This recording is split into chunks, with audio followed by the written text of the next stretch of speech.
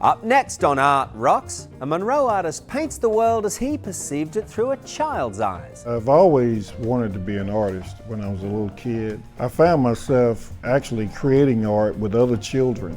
A youth orchestra inspires young people through its music. SEO has given me more confidence. It kind of encourages you to just work harder to make a place for yourself in the world. The passion of dance. Dance is passion, because I think it requires passion in order to really be a dancer and be an artist. And the importance of the arts across all platforms. Think about, on a practical level, the projects that are out there that are arts-based, that bring together different entities that might not even seem to be part of the arts. That's all right now on Art Rocks.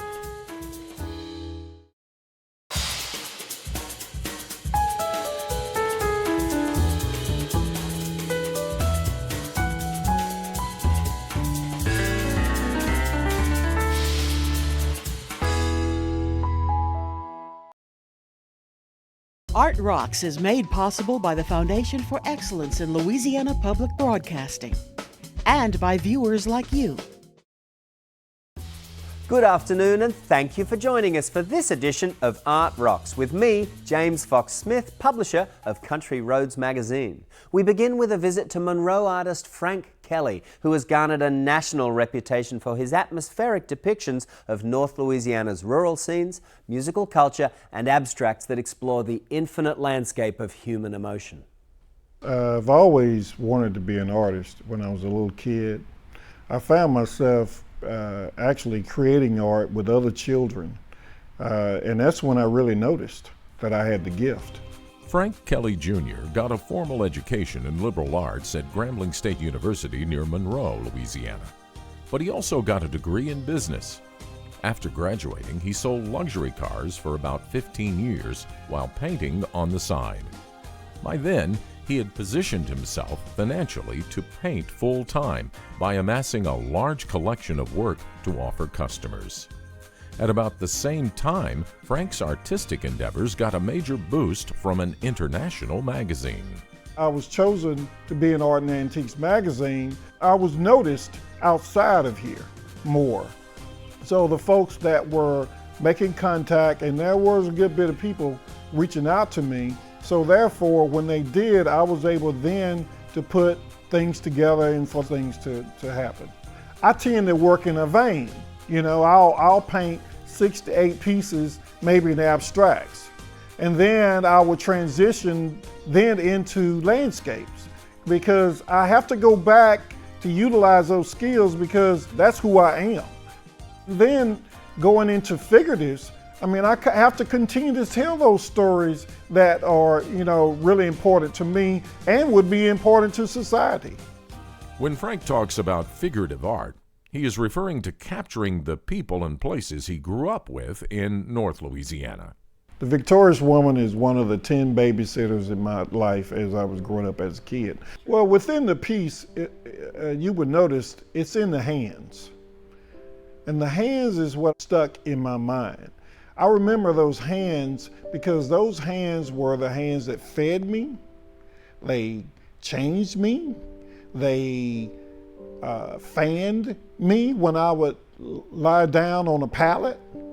This man is the deacon in the church. He's well known in the community. He's a hard worker. He is someone who you can depend on. He's your father. He's your janitor. He's that one that when things break down for the elderly, he's there. Private discussion is the title. In the rural community, there has always been a gathering of men. Men have always met. They would always sit and have coffee or have conversation and things of that nature. So I wanted to somewhat create that environment. It reflected to me perseverance. It also seemed to garner the historical experiences of individuals whose hard work is not appreciated. It's not looked upon as being as important as it really is.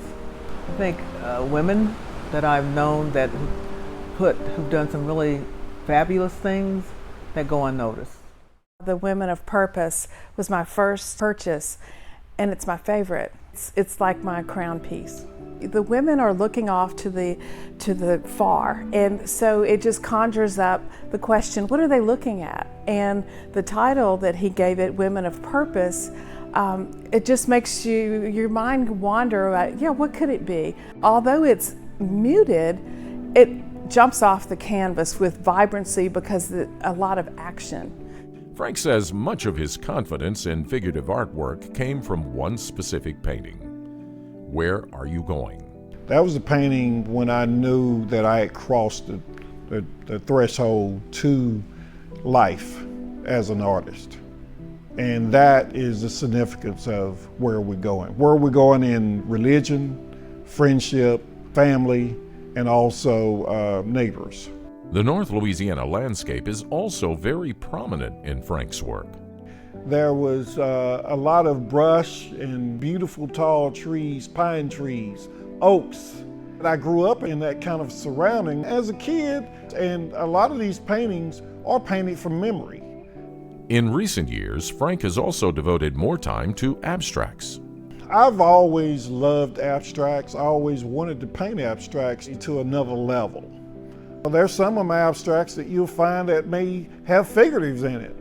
You know, you may see shapes. And then there's another type of work that you will see color and texture and volumes of things of that nature. After having some illnesses, I was able then to generate pieces of color. I am so grateful to God for giving me the light that shines within the work. My customers are fantastic people. They're everybody. It ranges from teachers to blue-collar workers to white-collar workers to corporations, hotels, financial institutions. Frank believes all artists should give back to their communities. Donating your time to an organization, donating your artwork to the different chambers, like CASA organizations and things, heart organizations, and just donating those things, and then also giving back to the children. Back in 2001, it's when I created Youth Arts Initiative Program, and in 2014, I created Geometrics Through the Arts. It's when we take the geometric shapes and we create subjects, we create models, and then we write about it. It's where I go into the schools or work with participants in community centers and things of that nature, and I teach math, reading, writing, public speaking, and life skills through the arts. For a closer look at Frank's paintings, hit the road to Monroe and pay a visit to his gallery on North 6th Street. No matter where you roam in Louisiana, opportunities to connect with the arts are everywhere. The trick is knowing where to look. So here's a list of some cultural adventures coming up around the state in the week to come.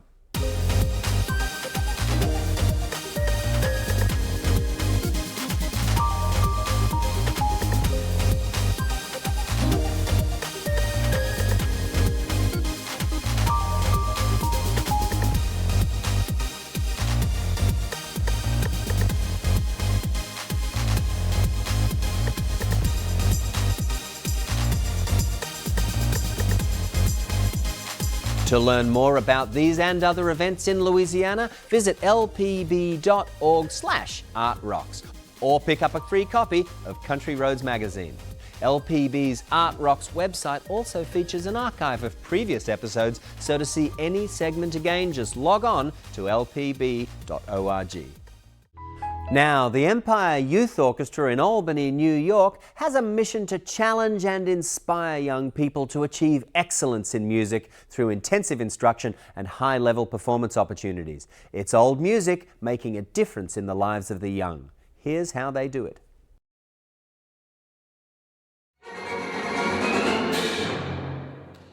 The Empire State Youth Orchestra provides students with just an incredible experience. We have 9 different ensembles. We have 2 jazz ensembles, a wind ensemble, and a rep orchestra. And we're one of the only youth orchestras in the country that has 3 percussion ensembles. Our students are incredibly articulate, so actually we do know what Empire State Youth Orchestras have meant to them. SEO completely transformed who I am as a person, who I am as a musician. SEO has given me more confidence. It kind of encourages you to just work harder to make a place for yourself in the world. SEO really for me has been as much a social experience as it has been a musical experience. I've had a great time every year I've been in SEO. It prepares me very well for what comes after high school. Joining SEO, I saw that there were hundreds of kids that were that into music like I was. SEO has provided me with an amazing orchestra to play in, participate in, and perform with. This form of art called music sometimes goes beyond our everyday life. They can walk into a rehearsal room, and what I ask them to do is leave their everyday life outside the door. Helen has been excellent as far as a role model goes. She treats us as adults, not as students, places demands on us, expects the best out of us, and we respond to that. She always comes into rehearsal with something to help motivate us and take us away from all our troubles and schoolwork. When you have a moment where everybody's in sync, you can just feel that. Everyone's tuned in and we're all aware of what's going on. It's all about knowing what the other people are thinking, being able to listen to them and play at the same time. And when you do that, it usually feels really good. And then you think to yourself, wow, I'm a part of this orchestra, wow, I'm helping make this sound. It's just a feeling that the hard work paid off. There has to be a balance between stress and relaxation during a performance to be in the zone. There's just something that happens and we just click, everyone just feels it. That's the feeling that's making me want to go forward in music as a career. I think the Asian tour was a life-changing experience for me and for many of the students who went on it. Every one of the halls we played at, the audiences over there, so enthusiastic, so absolutely in love with just experiencing the music, and we feed off of that. We amplify that. We play that back to them. Going with SEO to Asia was something new for me, definitely. New food, new people, new communities, new audiences especially. That was something that was very different for me. They were very reserved in some places, and then in other places they would go nuts after concerts. It is a sense of this African tribe's philosophy called Ubuntu. It means I am because of we are.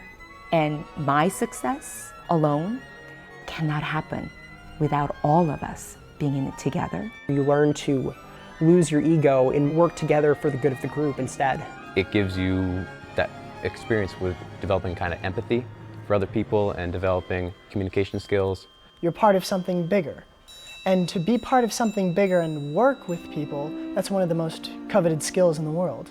When we start our piece in the concert, you can tell, you can feel that everybody's in it to do this and present the audience with something, and you really feel like you did something great. It's a privilege to get into the program itself, so everyone that's there really wants to be there.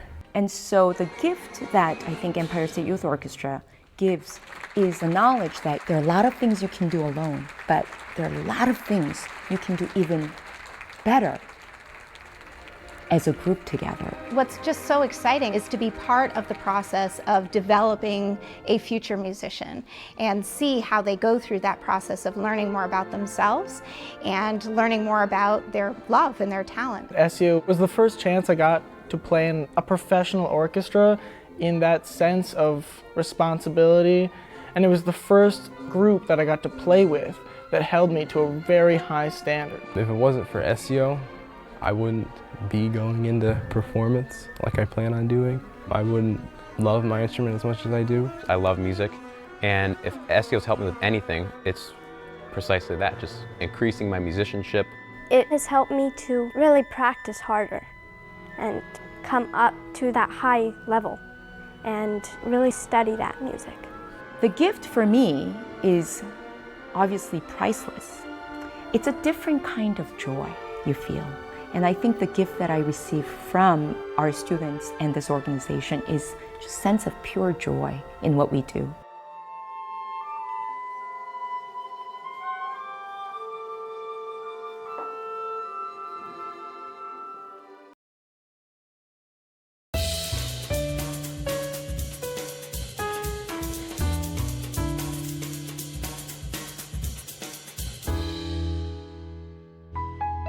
To see more, visit esyo.org. The Houston Metropolitan Dance Center has been bringing world-class dance to Texas's biggest city for more than 2 decades. Houston Metropolitan Dance inspires and educates audiences, striving to bring only the highest quality performance and instruction to these cities' stages. Now, let's go inside those studios to learn how, in America's Space City, this company really is making sure that dance's star keeps on rising. Dance is, it's passionate, it's fulfilling. Dance is passion, because I think it requires passion in order to really be a dancer and be an artist. Dance is my release. It is my lifestyle. I know that when I'm watching dance, I feel inspired. As artistic director, I think it's really important to have a clear vision. I look for talent, I look for choreographers, I look for established choreographers, I look for emerging and younger choreographers, and just to keep the dancers happy and to keep the versatility in what we're doing. But there is a particular niche of dancers that can do the work, because we have to jump from a contemporary ballet piece to a Camille Brown piece to a Larry Keglin piece, so they have to be able to adapt quickly and they have to be versatile. So American modern dance, that's what I was trained in. It's very, there are set and codified techniques. Some of it is very muscular and structured, and you have to do it this way. And then there's also something called release technique, which is more like dropping and finding your gravity. But when I went to Beijing, I was studying Tai Chi. Our boss had us do Tai Chi every single morning by the lake.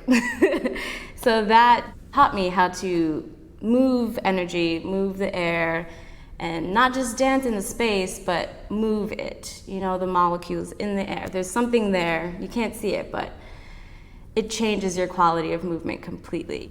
I'm a very emotional person, and I'm a very dramatic person on stage, and whatever I'm feeling, I think it comes out in my face and in my body. I'm used to not talking about it. I'm used to showing it through my body. And it's weird putting it into words and to actually say why I'm passionate about dance. You get this certain rush of random energy as soon as you hit the stage. I experienced this at the last concert we did. All of a sudden, the lights turn on and I see the crowd, and it completely just blew me away. And in my head, I told myself, this is why I dance, because of this. I do feel like I'm a little bit of a mentor for them, and I know that they all respect me as an artist and a director. The artist eye really is just keeping the vision clear for each work, because something might be one way then completely different for the next. But I don't want it to become just a job. It's really about you're being passionate, you know what to do, you've been trained, you are here for a reason, trust yourself, trust me. I want to dance as long as I can, as long as my body still allows me. Physically, it's obviously very exhausting, but it's rewarding. You know, that's one of the reasons I dance, is because you just, it all just comes out of you. Everything is just released, and you're a clean slate at the end of a piece like that. You just left it all on the stage or the studio. I think everything moves me. The happiness of being alive and the happiness of life itself. The fact that I'm fortunate enough to wake up every day and take a deep breath, that's what moves me, because I'm alive and I can do it.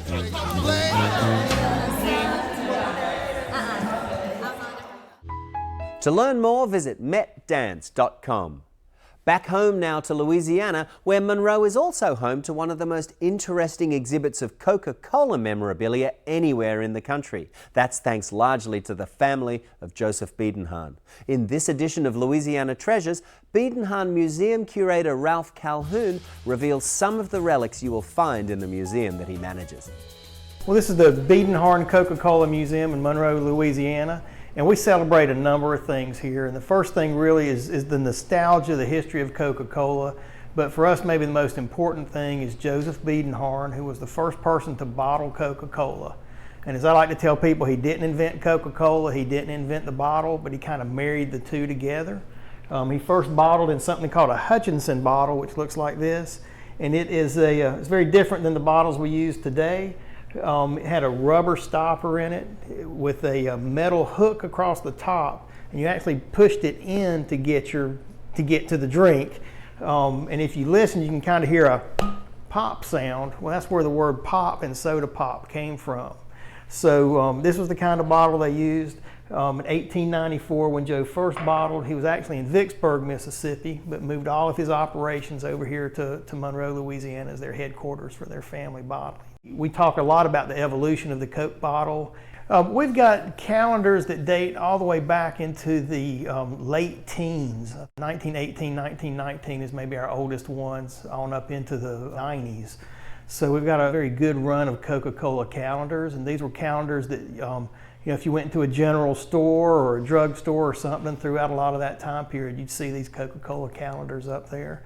And famous artists, people like Norman Rockwell, did illustrations for these. We've got some great Coke machines. We actually have 2 machines on site that we still sell Coca-Cola in these little bottles for a nickel. I think folks have more fun paying a nickel for a Coke than they do getting one free. It's a lot of nostalgia in that. We've got a 1920s Coca-Cola delivery truck. The interesting thing to me about it is that the gas is gravity fed to the engine. So if you went up a really tall hill, you actually had to go backwards in the Model T so the gas would get to the engine. Now in Louisiana, we didn't have to do that too often because we don't have many hills that high. But I think that's one of the neat things about this little truck. And finally, as chairman of the National Endowment for the Arts, Jane Chu aims to expand the reach and the impact of art throughout every American community. From Washington, D.C., we have a conversation with Chu about her background and hear why she believes that today the arts matter more than ever. One of the greatest characteristics of the arts is that there is something for everybody, but not everybody is engaged in the arts in the same way. Well, arts has been a great gift to me personally, and I'm not even sure that if it were not for the arts, I would have made as much sense of my life. I was born in Oklahoma, grew up in Arkansas. My parents are from China. I'm an only child, and they wanted me to assimilate, so here we have people who love bok choy and noodles and corn dogs and mashed potatoes for me. So I grew up navigating through multiple perspectives, and understanding those different perspectives helped me be very comfortable in being able to honor the different perspectives and navigate through them. When my father died and I was taking piano lessons, I was able to find music to help me have a sense of belonging. And that's what hit me first before I became intellectually engaged and wanting to know a lot more of the arts. And I always go back to that power of the arts that it has in our lives, no matter what entry point we have. It stays with you once you realize how much it can touch you, even if you can't fully articulate the reasons why. So prior to coming here to the National Endowment for the Arts, I was running the Kaufman Center in Kansas City. And we used to ask ourselves, what is that one single program that we could present that everybody would like? Art plays a strong role in being able to connect certainly communities together.